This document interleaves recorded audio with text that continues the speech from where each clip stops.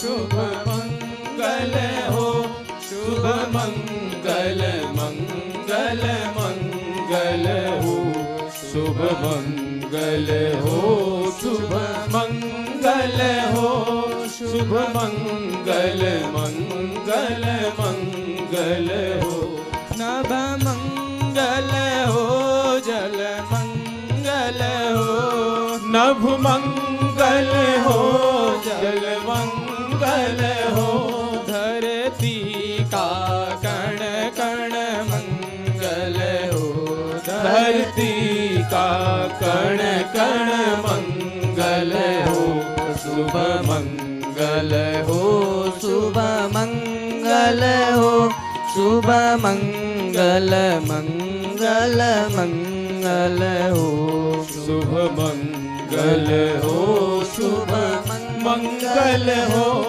शुभ मंगल मंगल मंगल हो, दिन मंगल हो, निशि मंगल हो, दिन मंगल हो, निशि मंगल हो, जीवन का हर क्षण मंगल हो, जीवन का हर क्षण मंगल हो, शुभ मंगल हो, शुभ मंगल हो, शुभ मंगल मंगल मंगल हो, शुभ मंगल हो, शुभ मंगल हो, शुभ मंगल मंगल मंगल हो, तन मंगल हो, मन मंगल हो, तन मंगल हो, मन मंगल हो, श्रम से अर्जित धन मंगल हो, श्रम से अर्जित धन मंगल हो, शुभ मंगल हो, शुभ मंगल हो, शुभ मंगल मंगल मंगल हो, शुभ मंगल हो, शुभ मंगल हो, शुभ मंगल मंगल मंगल हो, मति मंगल हो, गति मंगल हो, मति मंगल हो, गति मंगल हो, मानव की हर कृति मंगल हो, मानव की हर कृति मंगल हो, शुभ मंगल हो, शुभ मंगल हो, शुभ मंगल मंगल मंगल हो, शुभ मंगल हो, शुभ मंगल हो, शुभ मंगल मंगल मंगल हो, शुभ मंगल मंगल मंगल हो, शुभ मंगल मंगल मंगल हो।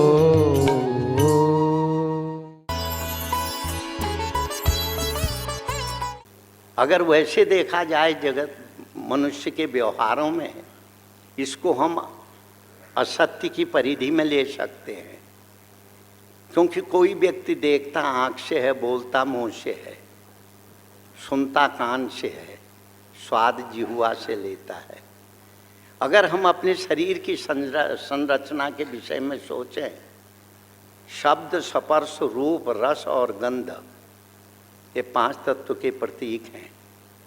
इसीलिए हमारी सनातन संस्कृति में पंचदेवोपासना का वर्णन किया गया है। आकाश तत्व के प्रतीक विष्णु हैं, और जो हमारे शरीर में त्वचा है ये वायु तत्व का प्रतीक है, और सूर्य तेज तत्व के प्रतीक हैं, और जल जो है ये शिव तत्व का प्रतीक है, गंध जो है पृथ्वी तत्व का प्रतीक है जिसके देवता गणेश है। और इन जो हमारे शरीर की भी संरचना है ये 5 तत्व से हुई है, क्षिति, जल, पावक, गगन, समीरा। ये 5 तत्वों से हमारे शरीर की संरचना हुई है। प्रकारांतर से अगर हमारा शरीर 5 तत्वों से बना है, 5 तत्व के विषय हैं शब्द, स्पर्श, रूप, रस और गंध। शब्द आकाश तत्व का गुण है, सुना कान से जाता है। स्पर्श वायु तत्व का गुण है, त्वचा जब से हवा चलती है तो जब हमारे शरीर का स्पर्श करते तब हमें उसका बोध होता है। शब्द स्पर्श। रूप नेत्र अग्नि तत्व का गुण है, आँख से हम देखते हैं। जल जो है रस तत्व का गुण है, जिसे हम अनुभूति करते हैं। वह जीवा तत्व का गुण है, खट्टा है कि मीठा है हम जीभ से अनुभव करते हैं। गंध जो है यह पृथ्वी तत्व का गुण है, जिसको हम नाक से ही सूंघते हैं। यह हमारे शरीर की संरचना है। तो जब शरीर की संरचना हमारी एक तत्व का भी कमजोर हो जाना, एक तत्व का अस्तित्व नहीं रहने से, अगर जो है शब्द हमारे जीवन में नहीं रहा, आकाश तत्व कमजोर हो गया, हम कान से सुनेंगे नहीं। और तेज तत्व हमारे अंदर में कमजोर हो गया तो हम आँखों से देखेंगे नहीं। इसी तरह से जल जो है रस भी, जल तत्व हमारे अंदर से कमजोर हो गया तो हमारे को स्वाद भी नहीं आएगा। तो इसी तरह से गंध है, शब्द, स्पर्श, रूप, रस, गंध। अगर हम प्रकारांतर से देखें, ये हमारी शक्ति तत्व विषयक चर्चा के अंतर्गत नहीं आता है, पर आप लोगों को समझाने के लिए, क्योंकि हमारा जो है समाज जो है अनेक विकृतियों से ऐसा भर गया है। बहुत से लोग हमसे भी बोलते हैं अमुक धर्म का एक देवता है, अमुक धर्म का एक देवता है। तो हमारे यहाँ इतने देवता किस लिए? हमारे यहाँ चिंतन की आवश्यकता है, हमारे यहाँ खोज की आवश्यकता है, हमारे यहाँ उस परमात्मा के साथ जीव के संबंधों का संबंध है। इसलिए यहाँ इतनी चिंतन की धाराएं प्रवाहमान हैं। और कभी मौका मिला तो इस विषय में करेंगे चर्चा। तो शब्द, स्पर्श, रूप, रस और गंध यह शरीर के धर्म हैं। और जो हमारे यहाँ पंचदेवोपासना है वह इन तत्वों को लेके ही बनाई गई। अच्छा, कान के बिना तुम्हारा जीवन चलेगा? अगर जीभ में रस नहीं आएगा तो क्या तुम्हें स्वाद आएगा? आँख नहीं होंगे जगत को देख पाओगे? तो इसलिए इन पांचों की आवश्यकता है। इसलिए हमारे मनीषियों ने पंचदेवोपासना का वर्णन किया है। अच्छा, देवी भी अनेक रूपों में है, चाहे उसको आप किसी रूप में भी माने। माता के रूप में वह है, पुत्री के रूप में वह है, और भी जितने तुम्हारे संबंध हैं उन संबंधों में भी वह मात्र तत्व विद्यमान है। तो इसलिए हमारी भारतीय जो परंपराएं हैं, हमारे मनीषियों के द्वारा निर्मित जो सदाचार है, वह कहीं भटका हुआ नहीं है। भटके हुए वो लोग हैं जिन्होंने उसको अच्छी तरह से समझा नहीं। एक कहता है मैं काली की ही उपासना करता हूँ। किसी वृक्ष के नीचे जाओ, वृक्ष के एक वृक्ष को स्पर्श कर लो, संपूर्ण वृक्ष का स्पर्श होता है। क्या उसकी पत्ती पकड़ोगे, डाल पकड़ोगे, उसके फलों को पकड़ोगे, उसकी जड़ें खोद के नीचे सब पकड़ोगे तभी वृक्ष छुआ जाएगा। ये एक अंग को छूने से संपूर्ण वृक्ष का जो है स्पर्श माना जाता है। उसी तरह आप किसी भी रूप को अपने जीवन का आधार बना करके, उपासना का आधार बना करके अगर भजते हैं तो संपूर्ण तत्वों की को आप भजते हैं, शक्ति के समूह को आप भजते हैं। और जो हमारे यहाँ पंचदेव आसना है, सृजन पालन और संकार का जो वह क्रम है, इस सब को आप स्वीकार करते हैं। इसलिए भटकने की आवश्यकता नहीं है, समझने की आवश्यकता है। हमारे सामने डॉक्टर साहब बैठे हैं, ये जाते ही कोई कहे हमें बुखार है, कोई दवाई दे दो, ये तुरंत नहीं देंगे। पहले तो वह नापने का देखेंगे, फिर उसकी नब्ज देखेंगे, अगर आवश्यकता पड़ेगी थोड़ा खून लेकर के मशीन में देखेंगे, तब जाके दवाई। एकदम दे देते हो दवाई? नहीं देते, इनसे पूछ लो।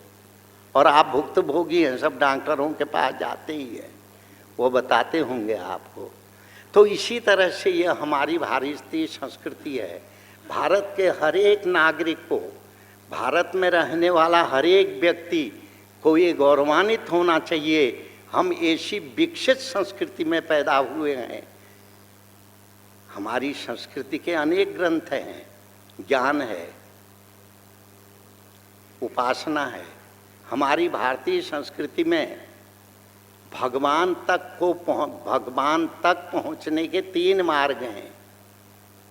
तो आप कहते एक ही मार्ग बहुत था, 3 क्यों हुए?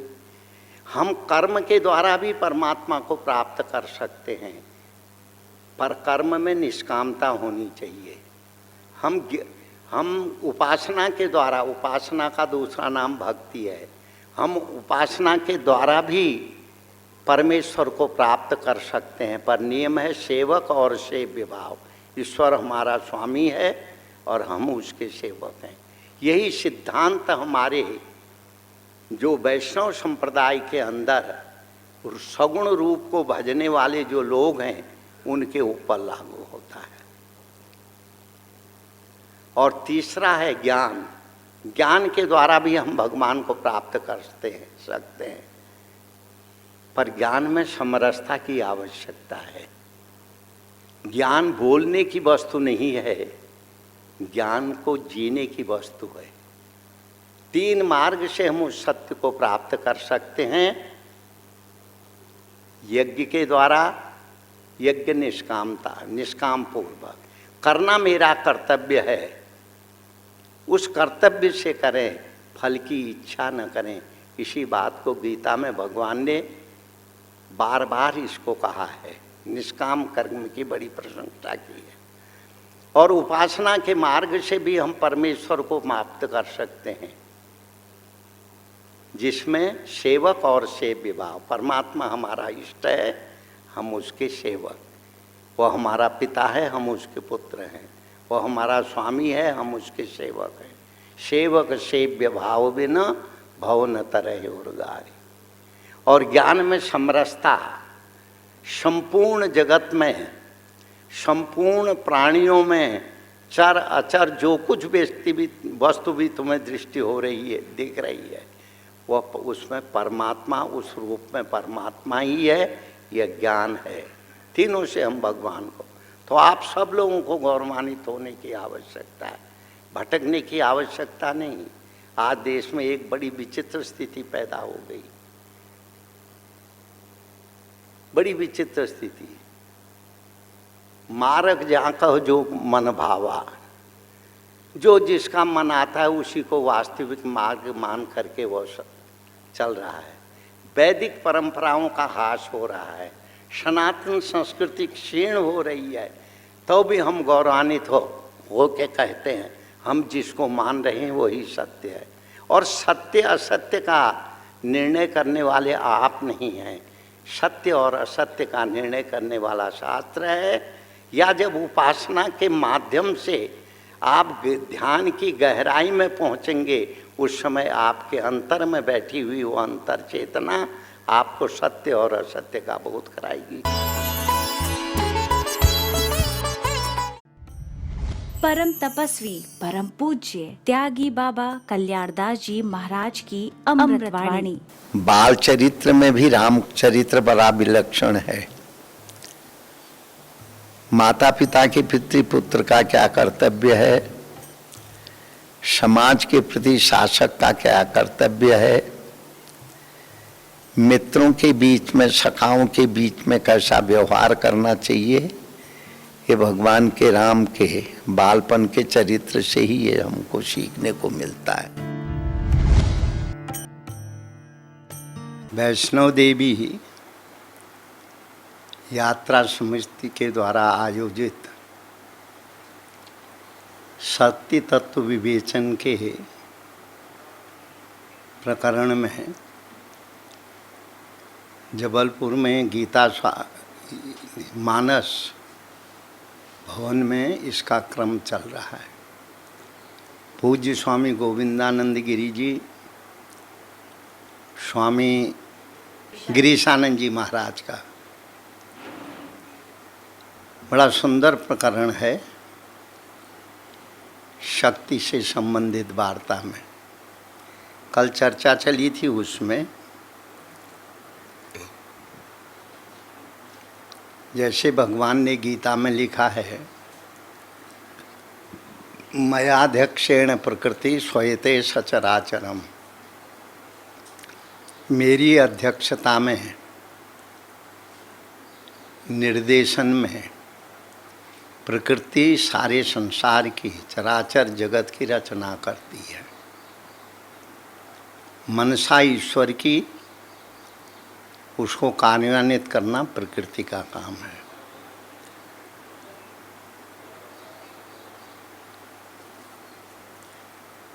तो शक्ति के 3 स्वरूप बताए गए हैं। एक सृजनात्मक है, एक पालनात्मक है, एक संहारात्मक है। एक सृष्टि का सृजन करती है, उसको हम सावित्री या सरस्वती के रूप में मानते हैं। जो सृष्टि का पालन करती है वह महालक्ष्मी के रूप में है। और जो पृथ्वी को यानी सृष्टि को अपने में समेट लेती है, जो संहार शक्ति है, उसको हम महाकाली के रूप में मानते हैं।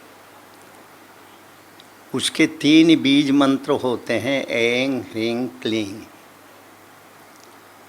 उसके विशेष गहराई में हमें नहीं जाना है। ऐंकारी सृष्टि रूपाय हिंकारी प्रतिपालिका क्लिंकारी काम रूपण्ये बीज रूपे नमोस्तुते। यहाँ पे ऐंकारी सृष्टि रूपाय और सप्तशती के 3 चरित्रों में प्रथम चरित्र, मध्यम चरित्र और उत्तर चरित्र। प्रथम चरित्र की देवता महाकाली को माना गया है। मध्यम चरित्र की देवी महालक्ष्मी है और उत्तर चरित्र की देवी महासरस्वती है। तो भगवान विष्णु के विष्णु कर्ण मलोद्भूत्वा, भगवान विष्णु जब शयन कर रहे थे, उनके कान के मैल से 2 असुर पैदा हुए, मधु और कैटभ। उस समय सृष्टि में चारों तरफ जल ही जल था।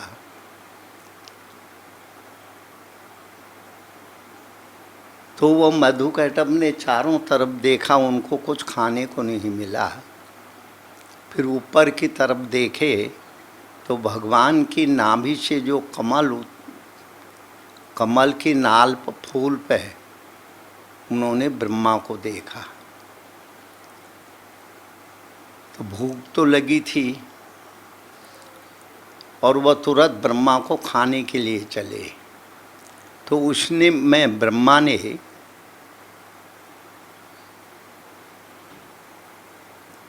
भगवती की स्तुति की और स्तुति का रूप विश्वेश्वरीम जगत धात्री स्थिति संहार कारिणी। आप विश्वेश्वरी हैं, धात्री को माता भी कहते हैं। धात्री को सृष्टि को चलाने वाली, सृष्टि को अस्तित्व में लाने वाली और सृष्टि को अपने में समेट लेने वाले तत्व को भी धात्री कहते हैं। विश्वेश्वरीं जगद्धात्रीं स्थिति संहार कारणीं। तो आप जगत की धात्री हो, आप ही जगत की मूल रूपा हो,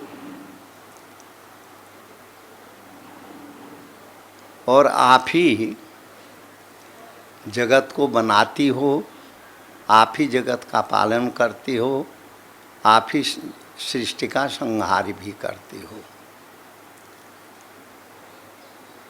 जब ब्रह्मा जी ने इस तरीके से, स्तुति बड़ी लंबी है, इसको रात्रि सूक्त के नाम से दुर्गा सप्तशती के प्रथम चरित्र में इसका वर्णन है।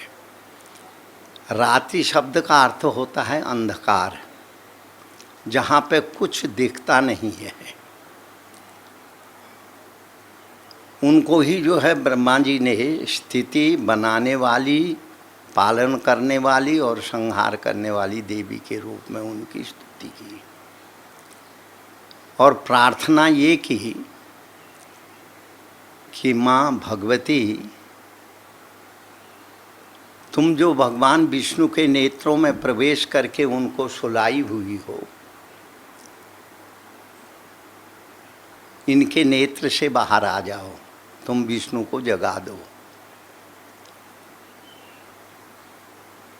तो माँ पराम्बा भगवती की जब इस तरीके से ब्रह्मा ने स्तुति की, तुरंत देवी विष्णु के नेत्रों से बाहर आ गई और विष्णु जग गए। और जगने के बाद जब उन्होंने चारों तरफ देखा, जल ही जल था और दो भयंकर दानव, जिनकी आकृति बड़ी भयंकर थी, वो उनके सामने खड़े थे, ब्रह्मा को खाने के, ब्रह्मा को देख रहे थे। तो भगवान विष्णु उठे और मधु और कैटभ के साथ उन्होंने युद्ध किया। 5 वर्ष सहस्राणि बाहु प्रहरणो विदु। यहाँ पे 5000 वर्ष की बात कही गई है। अगर वर्तमान समय के परिक्षेप में हम उसको देखें तो कुछ हम लोगों को भी असंभव सा लगता है। एक दिन तो एक जगह से लड़ते लड़ते, एक काम करते करते दिन भर कोई काम नहीं कर सकता, थक जाता है। 1 घंटे 2 घंटे कुछ कर दे तो थकावट आ जाती है। तो यहाँ 5 वर्ष सहस्राणि, 5000 वर्ष तक, उस समय की काल गणना क्या थी, और जो है ब्रह्मा जी जो उनकी स्तुति कर रहे हैं उनका उद्देश्य भी क्या था, इस विषय में हम चर्चा नहीं करेंगे क्योंकि कोई स्पष्ट लिखा नहीं है। किंतु शक्ति सर्वसमर्थमयी है। शक्ति के विषय में जो भी कहा जाता है वो सब सत्य है, क्योंकि वह संपूर्ण ब्रह्मांड की को धारण भी करती है, संपूर्ण ब्रह्मांड में चेतना भी बढ़ती है और उसी के संकल्प से ब्रह्मांड अस्तित्व में आता है। उसी के संकल्प से ब्रह्मांड जो है में अनेक तरह का वातावरण भी निर्मित होता है। अंत में उन्हीं की इच्छा से यह ब्रह्मांड समाप्त भी हो जाता है, अपने अस्तित्व जो जैसे जिस रूप में पहले था उसी रूप में परिवर्तित हो जाता है।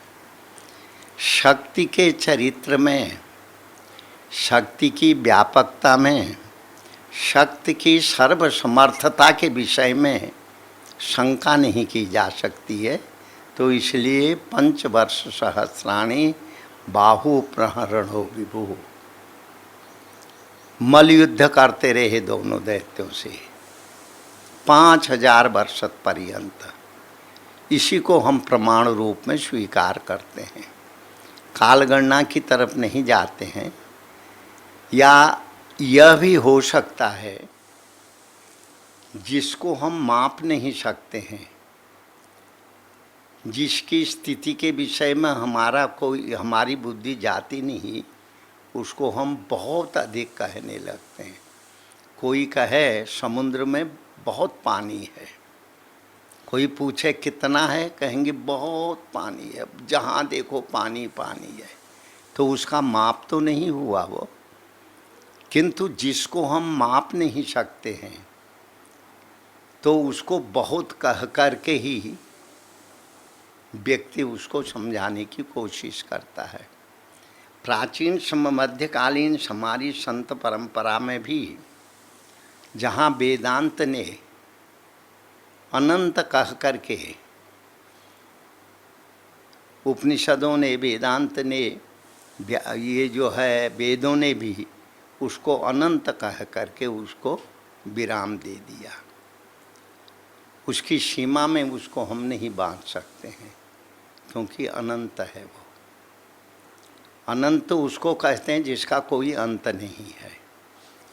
लंबाई का अंत भी नहीं है, चौड़ाई का भी अंत नहीं है, जिसकी शक्ति का भी कोई अंत नहीं है। वो इतना शक्तिमान है ये भी नहीं कहा जाता है, वो अनंत शक्तिमान है। तो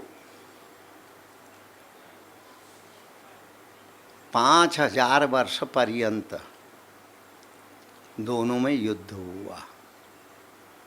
अंत में मधुकैटभ बड़े प्रसन्न हुए, कहने लगे तुम बहुत बड़े वीर हो, तुम 5000 वर्ष तक हमारे दोनों भाइयों के साथ युद्ध किए पर थके नहीं। हम तुम्हारे बल की प्रशंसा करते हैं, तुमको वरदान देते हैं, हम तुमको वरदान देते हैं, बोलो क्या चाहिए तुम्हें। तो भगवान मन ही मन मुस्कराए, कहने लगे तुम हमें वरदान दोगे। और देखो एक बात याद रखना, जो आसुरी वृत्ति होती है ना, वह जो नहीं होता उससे अधिक अपना आंकलन भी कर लेता है, और जो आसुरी व्यक्ति होता है वह अपनी दृष्टि से दूसरे की क्षमता का मूल्यांकन करता है, अपने को श्रेष्ठ स्थापित करने के लिए। ये आज से नहीं, अनादिकाल से ऐसा ही चला आ रहा है, और वर्तमान समय में भी यही व्यवहार, जो अपने को कुछ समझने वाले लोग हैं और यही गलती करते हैं, यही व्यापार में अपने को स्थापित करने की कोशिश करते हैं। तो विष्णु मुस्कुराए, कहने लगे तुम हमको वर दोगे। कहते हाँ देंगे, तुम बलवान हो। कहते हैं तुम दोनों मेरे हाथ से मारे जाओ, तुम दोनों का वध मेरे द्वारा होगा। अब वचन तो दे दिए थे, तो कहने लगे ठीक है, तुम मेरे को हमें मारो, हम तुम्हें आज्ञा देते हैं, पर जहाँ जल नहीं हो वहीं पे हमको मारना, सूखी जगह पे हमारा वध करना। ये दुर्गा सप्तशती के प्रथम चरित्र में जब उसका आप मूल श्लोकों का अर्थ पढ़ेंगे तो ये बात आपको वहाँ पर लिखी हुई मिलेगी। तो भगवान ने अपनी जंघा का विस्तार किया और कहने लगे आओ, दोनों को पकड़ करके दोनों का सिर अपनी दोनों जांघों में रखा, और वहीं से चक्र सुदर्शन के द्वारा दोनों दानवों का वध किया। जैसे शक्ति को कहा गया है स्थिति संहार कारिणी,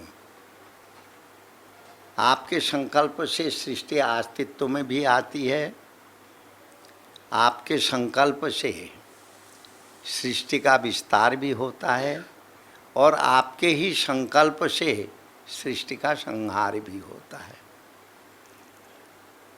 तो भगवान ने दोनों का वध कर दिया। पौराणिक मान्यता के अनुसार मधु और कैटभ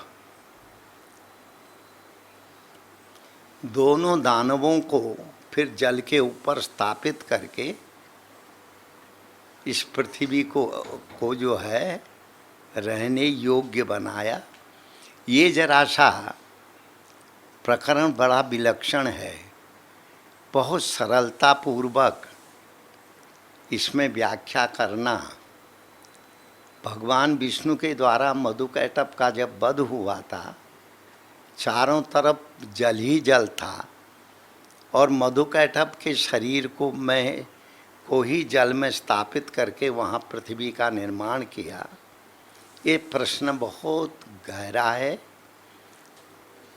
जो सप्तशती के प्रथम अध्याय में प्रथम चरित्र में जो ये बात कही गई है, इसके चिंतन की आवश्यकता है। क्योंकि आकार की एक सीमा होती है, उसको स्थापित करने का एक सीमा होती है, और जो वस्तु से वह निर्मित हुआ है उसकी भी एक अवस्था होती है। तो इस विषय में यही ठीक था, यह कहना अतिशयोक्ति होगा। किंतु वहाँ पे सप्तशती के अनुसार भगवान ने मधु और कैटभ दैत्य से के ही शरीर से मैं इस पृथ्वी को वह जल के ऊपर रखा, फिर पृथ्वी की स्थापना की। तो इसके विषय में फिर कभी विस्तार से कहा जाएगा। किंतु इसीलिए इस पृथ्वी का नाम मेदनी भी है, मेदनी भी इसे कहते हैं। ये प्रथम चरित्र की चर्चा है, जिसने मधुकैटभ दैत्यों का संहार विष्णु के द्वारा करवाया, ब्रह्मा जी के निर्देशन पर, ब्रह्मा जी की स्तुति करने पर। फिर दूसरा चरित्र आता है जिसको मध्यम चरित्र कहते हैं, वो महालक्ष्मी का है। उसी समय देखो, जो चीज़ बनती है उसमें विकृति भी आती है। प्रकृति के 3 गुण हैं, बनना, क्षरण हो जाना और समाप्त हो जाना। सृष्टि में जो कुछ भी वस्तु बनती है और फिर जब उसका संवर्धन होता है, अंत में उसका क्षरण हो जाता है। मधुकैटभ दैत्य का वध करके सृष्टि अपने ढंग से ठीक से चलने लगी। फिर एक महिषासुर नामक दैत्य पैदा हुआ। मही नाम पृथ्वी का था, वो उत्पन्न ही पृथ्वी से हुआ और वो बहुत बलवान था। और महिष भी उसका, कभी कभी वह भैंसी के रूप में भी घूमता था और इच्छा के अनुसार अपने स्वरूप का भी परिवर्तन करता था। और असुरों का एक स्वभाव होता है, वो अच्छे व्यक्तियों को तंग करते हैं। हमेशा वो अच्छाई के ऊपर प्रतिघात करते हैं और बुराई को प्रश्रय देते हैं। ये असुरों के गुण हैं। जो अच्छाइयों का संवर्धन करने वाले लोग हैं वो देव श्रेणी में आते हैं। जो अच्छाइयों को समाप्त करके बुराइयां स्थापन करने वाले लोग हैं, उन्हीं को असुर कहते हैं। माने सुर माने देवता, असुर माने जो देवता नहीं हैं। या इसको हम इस तरीके से समझें, जो ईश्वर की सत्ता को पूर्ण रूपेण स्वीकार करते हैं वो देवता हैं। वो मनुष्यों में भी हो सकते हैं,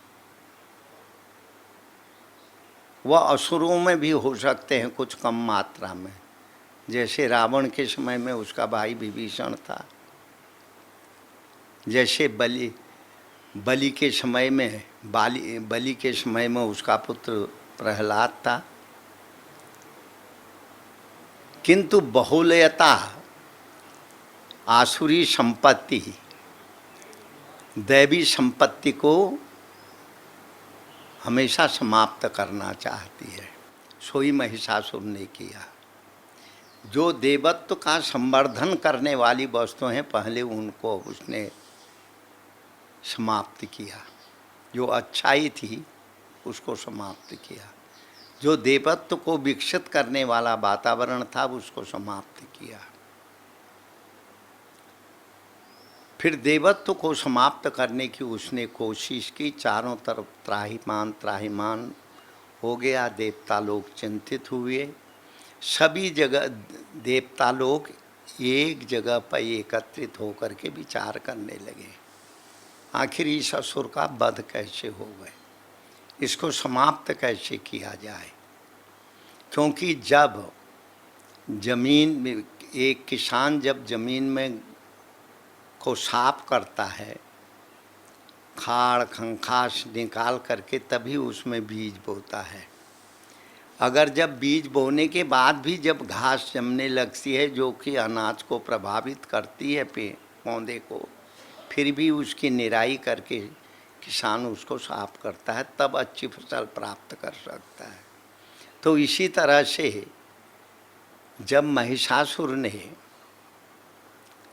देवत्व को समाप्त करने के लिए, आसुरी संपत्ति को प्रशय देने के लिए पृथ्वी की संपूर्ण उर्वरा शक्ति को उसने समाप्त करना चाहा, तो देवता लोग पहले उसके साथ संघर्ष किए। जैसे आप इसको इस रूप में समझने की कोशिश करेंगे, जैसे जब बुरा यानी जो अच्छी खेती को प्रभावित करने वाला पौधा जो उसको सुखा देने वाला या उसमें अनाज कम शक्ति में पैदा होए, कम संख्या में पैदा होए, उसका पहले वह जब छोटा होता है तो उसी चीज़ से वह उसी ऊर्जा से वह पलता है, किंतु बड़ा होकर के उसी ऊर्जा को समाप्त करने की कोशिश।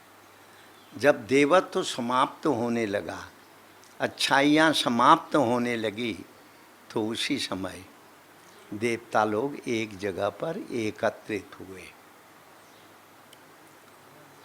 तो देवताओं ने परस्पर चर्चा की। तो देवताओं के शरीर से एक तेज उत्पन्न हुआ, एक तेज सबके शरीर से निकला। जब वह तेज एक जगह पर एकत्रित हुआ तो वहाँ पराम्बा भगवती महालक्ष्मी का प्रादुर्भाव हुआ, देवी प्रकट हुई, जो सृजन की देवी थी। क्योंकि महिषासुर सृजन का विनाश कर रहा था, जमीन की उर्वरा शक्ति को समाप्त कर रहा था, समाज में एक तरह की अशांति का वातावरण निर्मित कर रहा था। अच्छाइयाँ हमेशा समाप्त हो जाए और बुराई जो है अच्छाई पे हावी हो जाए, ये जो है महिषासुर का वो था। तो देवी देवताओं के तेज से उत्पन्न हुई, और जो मध्यम चरित्र में महिषासुर और देवी का संघर्ष है, महिषासुर का वध किस तरीके से हुआ, अनेक रूपों में। जब वो कभी पृथ्वी में प्रवेश कर जाता था, कभी महिष के रूप में पैदा होता था, और भी अनेक रूपों में वो देवी के सामने युद्ध करता रहा। और वो युद्ध का बड़ा विस्तार है, बहुत अच्छा वर्णन है। तो देवी ने किस तरीके से उसको समाप्त किया,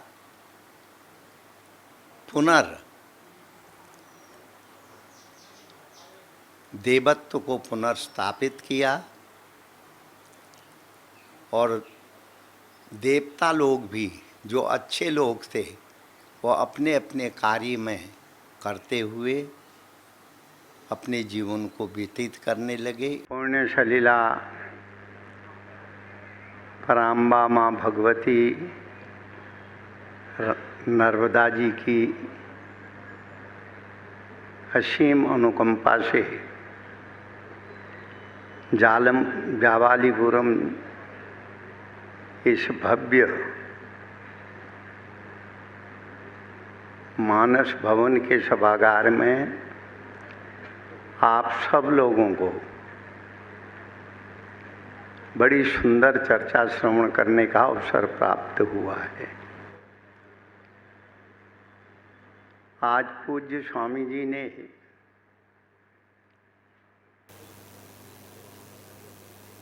गायत्री के मंत्र की महत्ता, उसका प्रभाव, उसके आधार पर जीवन में आने वाली समस्याओं के समाधान के विषय में बड़ी सुंदर बात बोली। पहले स्वामी विद्यानंद जी महाराज के उस प्रकार परोपकारी दृष्टिकोण का उन्होंने वर्णन किया।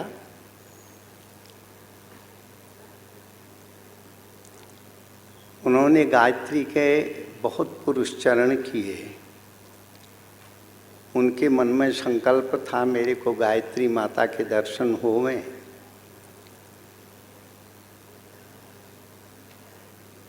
लिखा तो पुस्तकों में ऐसा है कि 99 पुरस्चरण उन्होंने किया, किंतु माँ का साक्षात्कार नहीं हुआ। फिर उन्होंने सोचा इतने पुरस्चरण करने के बाद भी मेरे को माँ का साक्षात्कार नहीं हुआ। उन्होंने संन्यास ले लिया। संन्यास लेते ही माँ पराम्बा भगवती लक्ष्मी के रूप में उनके सामने प्रकट हुई। कहने लगी वरदान मांगो, मैं तुम्हें वह अनंत ऐश्वर्य प्रदान करना चाहती हूँ। तो वो कहने लगे अब मेरे को ऐश्वर्य की इच्छा नहीं है। वो कहती है तुमने जो तप किया है वो प्रभाव, उसका फल तुम्हें मिलना चाहिए। तो बोले कि तुम जाओ कर्नाटका की उस भूमि में बरस जाओ स्वर्ण बन करके। ऐसी कथा हम ग्रंथों के माध्यम से पढ़ते हैं। महापुरुषों का जो जीवन होता है, जिस उद्देश्य के लिए वह साधना करते हैं, जिस उद्देश्य की प्राप्ति के लिए वह अनुष्ठान करते हैं, भले ही वह फल उनको न प्राप्त हो, पर उनकी परोपकार की भावनाएं से वह क्षेत्र, वो वातावरण, वह सब श्री संपन्न हो जाता है इस कहानी के माध्यम से। दूसरी बात महाराज श्री ने सत्यवान और सावित्री के चरित्र के माध्यम से आपको समझाई। जो जीवन में असंभव होता है, अगर हम निष्ठापूर्वक सत्य की साधना करते हैं, निष्ठापूर्वक मंत्र का जप करते हैं, असंभव भी संभव हो जाता है। वो कहानी बड़ी विस्तार से महाराज ने सुनाई, उसको दोहराने की आवश्यकता नहीं, क्योंकि यह प्रायः देखा गया है जीवन में अगर अभी अशांति आती है, जीवन में अभाव होता है, अगर हम सत्य मार्ग का अनुसरण करते हुए, ईश्वर की अनुकंपा का अनुभव करते हुए अगर हम साधना करें तो हमको सिद्धि की प्राप्ति होती है। हमारे कार्यों में हमें सफलता की प्राप्ति होती है। यह बात सत्यवान और सावित्री के कथा के रूप में महाराज ने आपको समझाया। जीवन में निराश होने की आवश्यकता नहीं। निराश व्यक्ति तब होता है जब वो परमात्मा की उपासना नहीं करता है। परमात्मा की शरणापन्नता और आराधना के माध्यम से उसके सारे कार्य सिद्ध हो जाते हैं। यह चर्चा आपने और भी अनेक प्रकरणों के माध्यम से पूज्य स्वामी जी ने समझाया। उससे पूर्व हमारे पूज्य स्वामी महामंडलेश्वर जी ने आपको गौ माता की सेवा के विषय में बताया। गौ माता की सेवा करने से हमें क्या प्राप्त होता है, उस विषय में उन्होंने बड़े सुंदर ढंग से आपको समझाया। आइए हम कल के प्रकरण पर लौटते हैं। हमारे इस कार्यक्रम के विषय में शक्ति जागरण की शक्ति तत्व विवेचन का विषय रखा गया है, क्योंकि इस संपूर्ण ब्रह्मांड में एक चेतना है जिसको हम शक्ति के रूप में मानते हैं। सूर्य का प्रकाश, चंद्रमा की शीतलता और पृथ्वी के स्थायित्वता आदि जितने भी विषय हैं, एक चेतना के द्वारा ही वो स्थिर हैं। और दिन और रात्रि का विभाजन अपने अंदर में होने वाले अनेक तरह के विचारों का आना और जाना, ये भी चेतना का ही कारण है। हम जैसा संकल्प करते हैं उसके अनुसार हमारे जीवन में वह चिंतन जो है आरंभ होता है। और प्रायः ये देखा गया है, जब हम ठीक तरह से अपने लक्ष्य की ओर चलते हैं तो हमें उसमें सफलता की भी प्राप्ति होती है। कल मैंने आपको बताया था सृजनात्मक, पालनात्मक और संहारात्मक शक्ति के 3 स्वरूप हैं। जो एक सृजन करती है, दूसरी शक्ति है पालन करने वाली, और तीसरी शक्ति है क्षरण करने वाली में संहार करने वाली। यह शक्ति 3 स्वरूपों में विभक्त है, ऐसा प्रायः देखा गया है।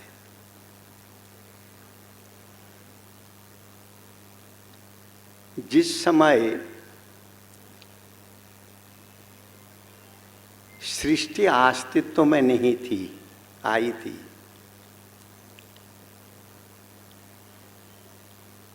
तो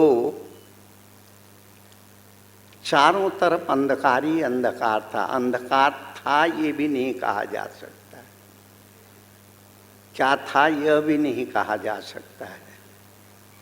किंतु मनीषियों ने चिंतन के माध्यम से लोगों को समझाने के लिए कहा, एक बिल्कुल गहरा अंधकार था। जैसे एक शिक्षक एक छात्र को पढ़ाते वक्त जब किसी विषय को पढ़ाता है, उसके सामने एक तरह का उदाहरण देता है, एक आकृति बनाता है। आकृति उस विषय से संबंधित नहीं है। उस विषय को समझने के लिए वह आकृति को बता करके उस विषय का उसको उस विषय के विषय में समझाता है। इसी तरह मनीषियों ने जिसने भी उस सत्य का दर्शन किया या सत्य के लिए जिन्होंने खोज की, जो गहराई में जाकर के उस विषय में जानने की आकांक्षा रख करके उन्होंने साधना आरंभ की, तो उन मनीषियों ने कहा, जब हम गहराई में अपने अनुभव के आधार पर जब हम गहराई में उतरे तो वहाँ पे कुछ भी नहीं था, न प्रकाश था न अंधकार था। क्या था यह अनर्वचनीय है, इसको वाणी के द्वारा व्यक्त नहीं किया जा सकता है। पुराणों में भी प्रलय के पश्चात सृष्टि का जब वर्णन किया जाता है उस समय क्या था, वहाँ भी कहते हैं सब अंधकार ही अंधकार था। तो अनंत काल तक वह अंधकार संपूर्ण इस ब्रह्मांड को आच्छादित किया हुआ था। इस रूप में समझने की कोशिश करें। कुछ नहीं था, समझाने के लिए अंधकार शब्द दिया। उसी समय बहुत काल तक जब वो स्थिति बनी रही, एक विस्फोट हुआ। वो विस्फोट क्या था? वो विस्फोट ओम के रूप में हुआ, एक शब्द सुपुरित हुआ, ओम। इसको हम इस रूप में समझने की कोशिश करें तो सरलता पूर्वक हम इसको समझ सकते हैं। ओम, ओम शब्द उत्पन्न हुआ तो उससे 3 गुण उत्पन्न हुए, सत्व, रज और तम। जो रजोगुण था उसने सृष्टि का सृजन आरंभ किया। जो सतोगुण था उसने सृष्टि के संवर्धन का कार्य किया।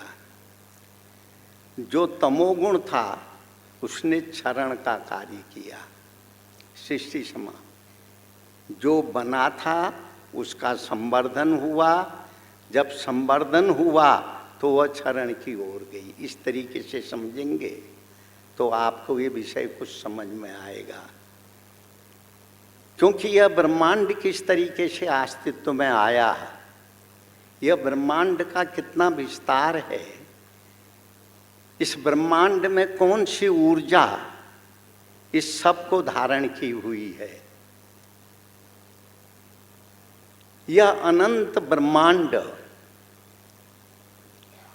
जिसके विषय में आज का भौतिक विज्ञान भी बहुत कोशिश कर रहा है, यह कितना विस्तार वाला है। इससे पूर्व हमारे मनीषियों ने भी ध्यान के माध्यम से, साधना के माध्यम से इसको जैसा देखा, जैसा जाना, उसका उन्होंने वर्णन किया। यह अनंत ब्रह्मांड है, इसका कहीं और छोर नहीं है। आज भी का भी भौतिक विज्ञान इस बात को स्वीकार कर रहा है, यह सृष्टि का विस्तार कितना है, कि यह कितनी लंबी है, कितनी चौड़ी है, कितने विस्तार में ये बनी हुई है। अभी तक विज्ञान इसकी खोज नहीं कर पाया। कर पाएगा या नहीं कर पाएगा यह तो उन वैज्ञानिकों के ऊपर निर्भर है। पर हमारे मनीषियों ने जो देखा, जिन्होंने सृष्टि का चिंतन किया, जिन्होंने ब्रह्मांड में जो तत्व हैं उनका जिन्होंने अनुभव किया, वह कहते हैं इसके विस्तार का कोई अंत नहीं है।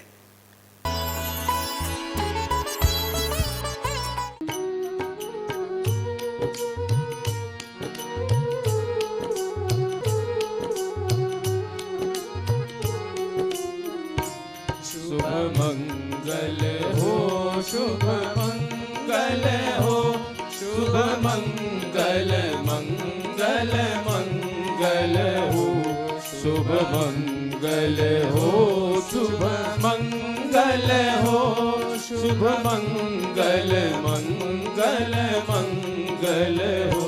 नभ मंगल हो, जल मंगल हो, नभ मंगल हो, जल मंगल हो, धरती का कण कण मंगल हो, धरती का कण कण मंगल हो, शुभ मंगल हो, शुभ मंगल हो शुभ मंगल मंगल मंगल हो शुभ मंगल हो शुभ मंगल हो शुभ मंगल मंगल मंगल हो दिन मंगल हो निशि मंगल हो दिन मंगल हो निशि मंगल हो जीवन का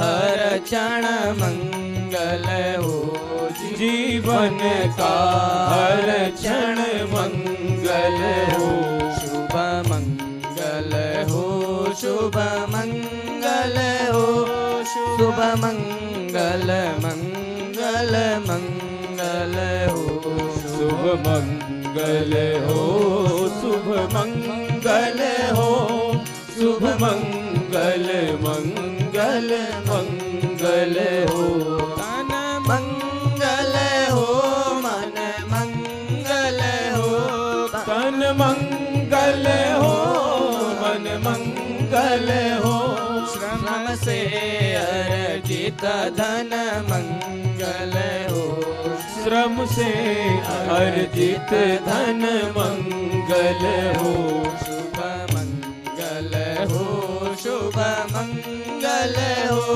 शुभ मंगल मंगल मंगल हो शुभ मंगल हो शुभ मंगल हो शुभ मंगल मंगल मंगल हो मति मंगल हो गति मंगल हो मति मंगल हो गति मंगल हो मानव की हर कृति मंगल हो मानव की हर कृति मंगल हो शुभ मंगल हो शुभ मंगल हो शुभ मंगल मंगल मंगल हो शुभ मंगल हो शुभ मंगल हो शुभ मंगल मंगल